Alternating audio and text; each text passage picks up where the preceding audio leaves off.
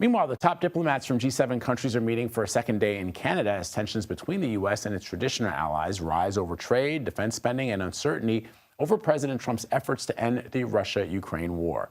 Secretary of State Marco Rubio is there on behalf of the United States. So let's bring in CBS News reporter Olivia Gazis, who's joining me from Washington to talk about it. So Olivia, give us a sense of the big takeaways from yesterday and what are we expecting from today's meetings? Sure. Good morning, Vlad. Great to see you. Well, the main event yesterday was a working dinner on global peace and security, where unfortunately the press was not invited. But you can reasonably expect that the key topics there were the preservation of that very tenuous Gaza peace deal, now 1 month almost after it was struck, as well as the very stark realities on the ground in Ukraine as its war with Russia is grinding on. Those topics are going to continue to top the agenda today with a session on Ukraine taking place this morning, and the Canadian foreign minister saying just before it that the group is going to work to leverage the G7 to get Ukraine the defense capabilities that it needs. As you know, President Zelensky has for weeks been pleading for boosted air defenses, long-range missile capabilities.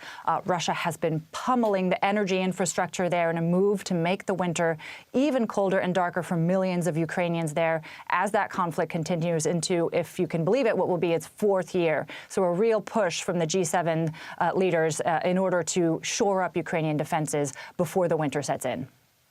So the president also ended trade talks with Canada last week, as you know, Olivia, over an ad it ran about tariffs. Have those talks resumed at all during these meetings?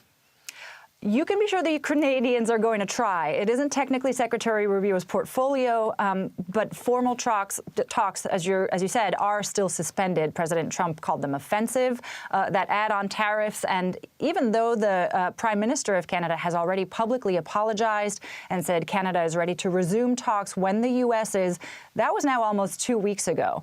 Rubio is expected to have a one-on-one meeting about an hour from now with his Canadian counterpart, and we'll see if there's a breakthrough there, because both nations really are reliant on a trade that has been really at an impasse for a long time now.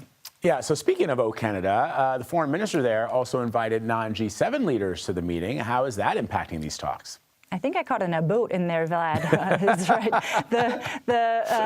Beyond the G7, the Canadians did invite ministers from 8 other countries, including Australia, India, Saudi Arabia, and, of course, Ukraine. That was a nod to the fact that the crises the world are facing right now are really global in nature. There's a lot of differences among the major powers in opinion on how to handle them.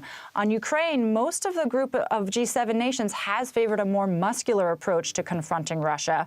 While on Gaza, a number of them also moved ahead with recognizing a Palestinian state, which is something that Secretary Rubio has said was counterproductive to preserving the peace there. Worth mentioning that this morning he already had a pull-aside with the Indian foreign minister who was invited. This, of course, is coming as the president mentioned just this week that the U.S. is getting close to a trade deal with India, which would be massive, of course. For sure. Olivia Gazis, thank you very much. And remember, I'm not your friend, buddy. It's a South Park reference. South Park Canadian reference. Good to see you as always, friend.